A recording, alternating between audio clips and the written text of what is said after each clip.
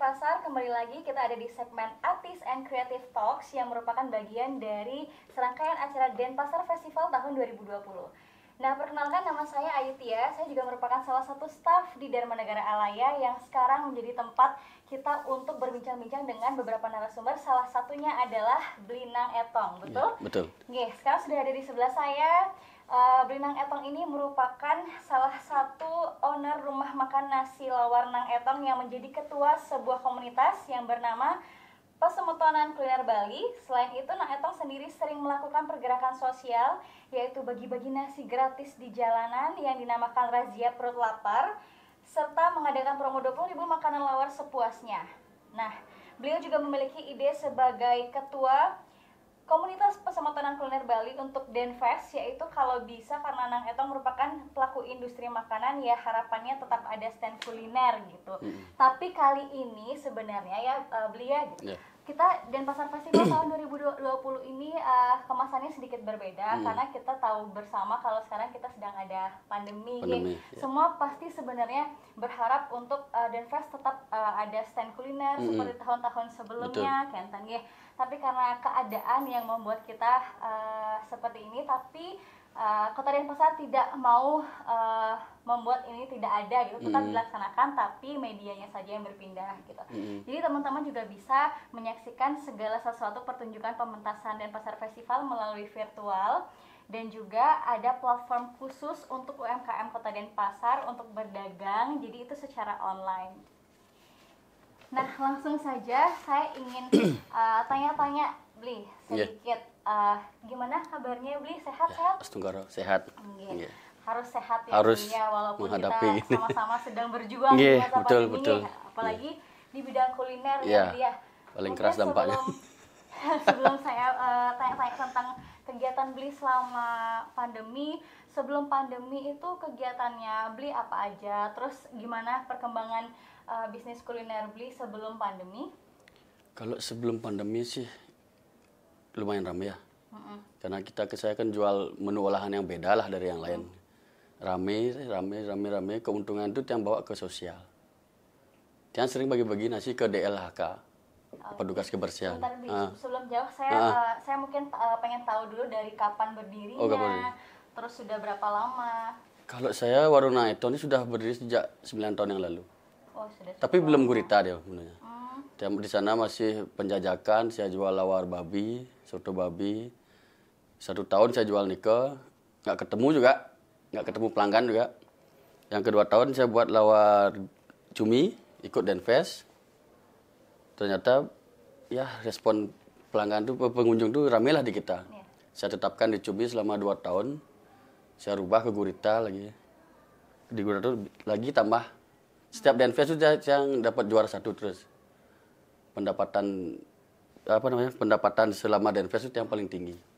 Karena olahan kita beda, dan Pak Wali juga senang kok setiap pembukaan dia pesan, Pak Wali pesan, banyak pesan, terus saya tetapkan sampai sekarang. Berarti dari 9 tahun yang lalu ada banyak sekali inovasi-inovasi ya Bli, baik dari menu makanan gitu nih. Tapi itu menunya semua sampai sekarang masih terus dijual atau sudah ada beberapa yang tidak dijual dan ada satu menjadi highlight atau keunggulan dari? Itu masih sih dari dulu sampai sekarang. Saya top yang rekomen sekarang kan yang dari dulu sampai sekarang lawar gurita sama kepiting santan. Itu dari pertama yang buka sampai sekarang masih itu yang jadi rekomen setiap orang pelanggan di sana. Ya, jadi dari Denfest pertama selalu rutin ikut? Yang terus ikut. Karena menu saya beda dan belum bisa orang lain tuh jual di sana. Karena menu kita tuh kan, oh ini lawar gurita, oh ini ada Nang Etong gitu semua pelanggan. Sana. Sampai sekarang pun saya tetap di gurita. Berarti sobat kreatif semua kalau jalan-jalan ke Denfest setiap tahunnya pasti akan selalu ketemu sama Nang Etong gitu nggih. Untuk aktivitas selama pandemi pasti ada perubahan ya Bli. Mungkin dari sebelum pandemi Bli ada toko warung offline-nya, misalnya ada warungnya di mana? Yang warungnya di Jalan Pulau Batam 2 nomor 3. Berarti kan sebelumnya buka sampai malam mungkin atau waktunya tidak terbatasi. Terus gimana sih selama pandemi ini caranya Bli untuk bertahan di kulinernya? Boleh di-sharing sama sobat? Kalau selama pandemi ini kita lebih ke promo deh jadi. Kita buat promo setiap minggu. Saya kan lihat banyak juga yang putus kerja, yang pengangguran banyak. Saya buat promo, ya itu dah 20.000 ambil sepuasnya. Biar yang punya uang sedikit atau gimana, biar dia bisa makan lawar gurita. Jangan juga punya lawar kambing. Saya buatin juga lawar kambing gratis, cuma bayar 25.000. Setiap minggu itu pasti ada, dan promo untuk ulang tahun juga ada kita. Promo ulang tahun ada yang kepiting santan sama iga bakar kambing, yang kasih. Biar yang lagi buat promo setiap hari, yang buat promo pikir yang harus ada promo. Biar orang lain tuh dapat makan, kita makan, dia harus makan. Itu prinsip saya. Berarti di tengah mungkin banyak yang mengalami kehilangan pekerjaan, di PHK, mungkin dari beberapa bisnis-bisnis besar mungkin ya, tapi Beli masih tetap mempertahankan pegawai-pegawai dengan cara mungkin ngasih promo-promo segala macam itu sebagai bentuk pertahanan ya untuk kulinernya. Kalau untuk karyawan saya udah bilang sama dia, keadaan kita gini sekarang. Kalian tahu kan gitu. Dengan cara itu saya potong gajinya dia dulu. Tapi masih tetap dia mau. Dan kalau udah kembali normal, saya balikin gaji kalian seperti semula. Orang dia tahu kok kita pembukanya berapa. Kita fair sama karyawan. Dia bilang kita, ulu-ulu nanti bohong nih. Saya kasih pembukaannya. Kita dapat segini seharinya. Misalkan dulu lebih sampai 5 yang dapat. Sekarang di bawah 3 yang dapat. Jadi kan nggak bisa operasional beli bahan. Karyawan saya kan 4 juga. 4. Ya, biar bisa aja dia hidup juga. Kalau dia suruh kerja di mana aja juga kerja kan nggak bisa juga. Enten.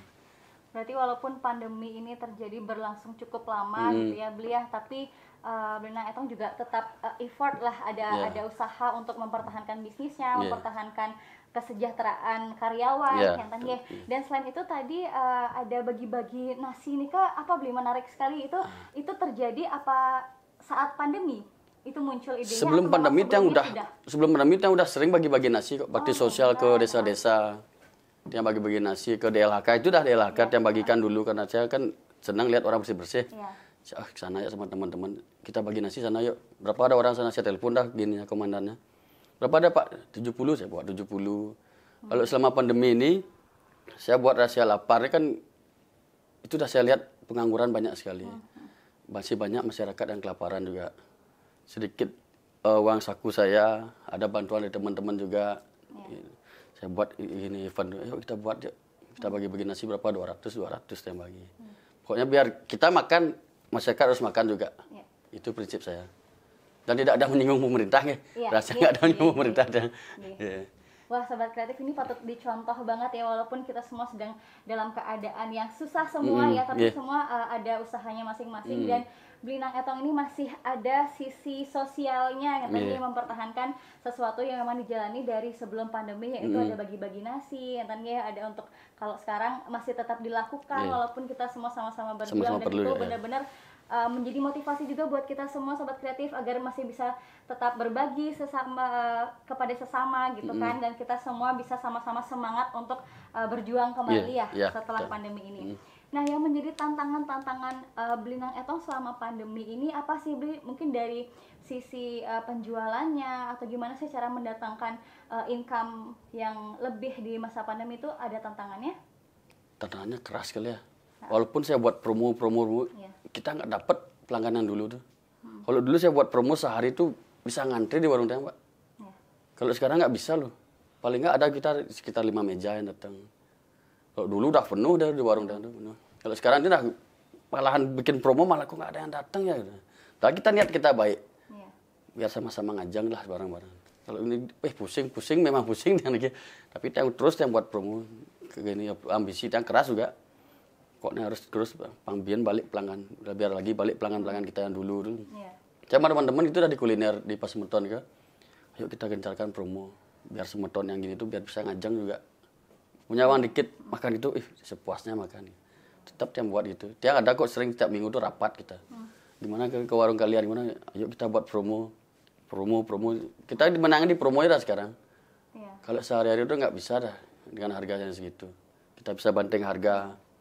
Tuh ini berapa ada diskon sekarang, kasih 20%. Yang penting bertahan ya tiang di kuliner, nggak sampai tutup saat yang itu dah. Itu salah satu perjuangan lah. Iya, harus berjuang. Terus kalau dari bahan makanan, karena kan juga beli membutuhkan suplai gurita segala macam, itu ada kesulitan nggak beli? Kalau ini enggak Ya, tambahan murah lagi. Oh. Murah lagi. Oh iya, sekarang malah semua jualnya pada murah. Iya, ini udah. Iya. Tambah murah, dan kita juga beli banyak juga. Lama juga habisnya ginten juga. Kalau dulu kan ya agak mahal tapi cepat habis. Kalau kita sekarang beli 100 kilo, kalau dulu 100 kilo tiang itu bisa 3 hari habis. Kalau sekarang bisa 8 hari, 7 hari. Itu udah sekarang. Berarti tantangannya masih seputar cara penjualan ya, untuk caranya. bisa dapetin income atau menarik kembali pelanggan-pelanggan lama ya, karena sekarang juga semua ekonomi mungkin lagi menurun ya, jadi minat masyarakat untuk berbelanja itu mungkin agak susah tapi ya. Tetap selalu ada usaha-usaha dari Belenang Etong dan timnya di kulinernya itu, sehingga masih ada lah income setiap harinya. Nah, Bli, saya mau tanya lagi, untuk sekarang misalkan Bli selama sebelum pandemi dan sesudah selama pandemi juga jualannya secara offline, apa ada niatan untuk ke arah online gitu Bli, atau sudah punya Instagram mungkin atau media lain untuk promosi dagangannya? Dia main di Instagram sama FB. Apa itu berpengaruh juga selama masa pandemi? Pengaruh juga. Oke, berarti penggunaan media sosial ya, juga sangat berperan ya saat ini untuk promosi dagangannya gitu. Jadi teman-teman juga mungkin sekarang itu juga bisa jadi tips ya Bli, mungkin ada tips Bli dari Bli untuk kita semua para industri kuliner atau seniman-seniman, bagaimana caranya untuk bertahan dalam kondisi seperti ini, mungkin Bli bisa sampaikan ke Sobat Kreatif. Kalau selama pandemi ini kita gencarkan itu di sosmed. Dari sosmed itu kita bisa membagikan postingan yang orang, teman-teman kuliner bisa kita di kuliner gitu. Kita posting sekali, teman posting. Jadi kan semakin banyak yang tahu dan semakin banyak yang tahu ada promo, ada gini. Kita pokoknya setiap hari postingan tuh harus ada di sosmed. Atau di Snapgram atau gimana. Kalau yang diterapkan itu juga buat Instagram. Kita siap bantu posting atau repost demi dapat lagi pelanggan yang baru. Pelanggan lama datang, kita buat promo di sosmed, kita bagikan, kan lebih banyak orang yang tahu jadinya. Yang penting kita bertahan, jangan sampai warung kita tutup. Rugi kita membangun dari dulu sampai masa di tengah gini kita tutup. Anggaplah ini perjuangan dari pertama. Kan sama kayak dulu yang susah nyari pelanggan, sekarang sama gini dah saya rasakan dari dulu, kayak dulu. Sosmed itu sangat penting bagi kita di jualan ya.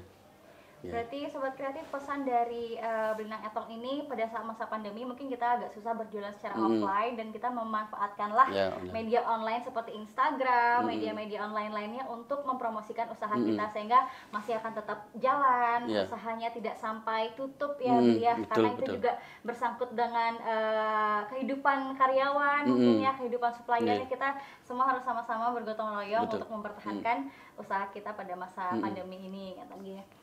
Nah, Bli ke DNA yang pertama kali atau sudah pernah? Kemana? Ke Dharma Negara. Pertama kali. Gimana kesannya Bli? Masuk ke gedung kreatif milik Kota Denpasar, kesannya kayak gimana? Keren sih. Keren. Tapi Bli tahu nggak Dharma Negara Alaya ini sebenarnya gedung apa? Saya nggak ngerti, nggak tahu. Karena belum pernah masuk belum pernah masuk. Jadi sebenarnya Dharma Negara Alaya ini gedung yang mewadahi kreativitas dari masyarakat Kota Denpasar dan Bali pun juga. Jadi kita tuh mencakup se-Bali gitu kan. Tapi pusatnya di Kota Denpasar. Jadi di sini bisa dipakai untuk apa aja Bli? Kita bisa pakai untuk pementasan karena ada ruang taksu segala macam. Jadi kemarin-kemarin juga kita sempat beberapa ada event kuliner juga di depan situ. Oke, banyak event yang kayak gitu sih. Siapa tahu nanti belinya ada event di sini gitu. Biar tahu sebenarnya DNA itu sebenarnya gedung apa. Tapi kalau minta izin sini gampang kan? Gampang kok. Oh, nggak sulit ya? Gampang. Nanti tinggal kontak-kontak aja kita semua di sini. Pasti memfasilitasi lah teman-teman di DNA. Mewadahi anak muda lah ya. Benar. Karena memang di DNA fungsinya seperti itu. Nah, mumpung pertama kali belinya ke sini biar kita sekalian kasih tahu gitu kalau DNA itu apa. Terus gimana sih tanggapannya Bli tentang Denfest tahun ini yang diselenggarakan secara virtual?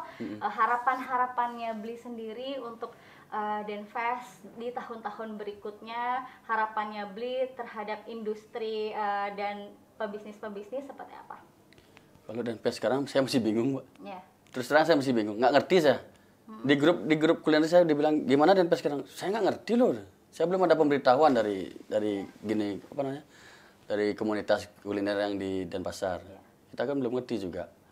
Ya harapannya sih biar Denfest tuh kayak dulu lagi lah Mbak tahun depan. Kita di kuliner itu kita mempromosikan makanan yang kita jual. Dan yang baru-baru itu kan sangat beruntung dia. Promosi di sana, jualan di sana. Harapannya sih biar cepatnya hilang pandemi ini. Biar kita kembali normal. Kembali bebas. Bebas, kita kemana-mana nggak pakai masker. Pakai masker kita ketemu teman nggak tahu. Nggak bisa ngenalin. Ya itu dah. Dibilang sombong nanti. Ya pokoknya biar cepat deh hilang pandemi ini. Biar kita kayak Denfest kayak dulu lagi loh. Masyarakat di sana kumpul, menikmati akhir tahun kan enak kayak gitu. Kalau sekarang parah dah ini. Nggak bisa dah. Saya bingung juga. Nah, terakhir Bli, untuk pesan yang ingin disampaikan kepada masyarakat tentang membangun semangat kita untuk tetap berusaha mempertahankan bisnis kita, mempertahankan semangat kita agar tidak pudar gitu Bli. Nanti sehingga setelah pandemi kita masih tetap nih semangatnya membara untuk berkreativitas, atau mungkin ada kiat-kiat tertentu dari Bli bisa disampaikan? Kalau untuk teman-teman yang jualan atau yang di bidang kuliner, pokoknya jangan patah semangat. Terus maju, terus kita promokan masakan kita. Tunjukkan pada orang-orang bahwa kita tuh kuat di kuliner. Saya lama terjun di sini, saya tahu kok semua kuliner-kuliner. Kita di pandemi ini banyak sekali dagang, Mbak. Banyak dagang bermunculan yang baru-baru, tapi orang belanja nggak ada. Disinilah kalahkan kita. Memang dia jualan pertama rame. Akhirnya lama-lama kelamaan hilang orang-orang yang belanja. Sekarang harus kita kuat, selalu minta doa sama Tuhan, biar cepat hilang pandemi ini. Tahun depan pastilah kita hidup normal lagi. Saya percaya itu, hidup normal pasti kita lagi. Biar masyarakat tenang juga, ekonomi bangkit. Kan kasihan juga orang yang putus kerja, yang di hotel-hotel. Pokoknya semangat. Masih ada harapan untuk kita semua. Masih ada harapan kok, ada kok harapan pasti. Tuhan tuh memberikan ujian, pasti ada kok gini yang kebaikannya nanti. Saya percaya itu.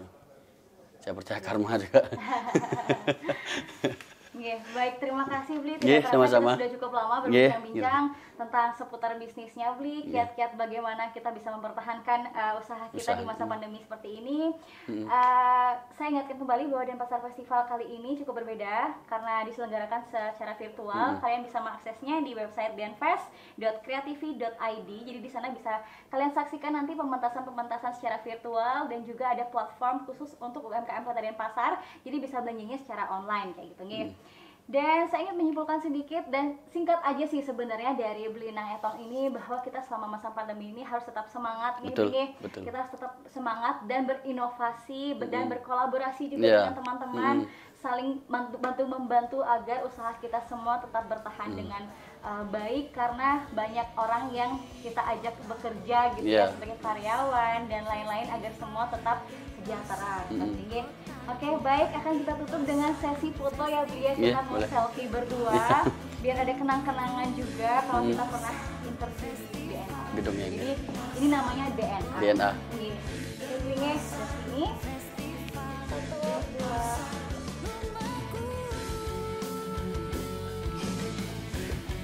2. Baik, terima kasih Sobat Kreatif Kota Denpasar. Sampai jumpa di video berikutnya.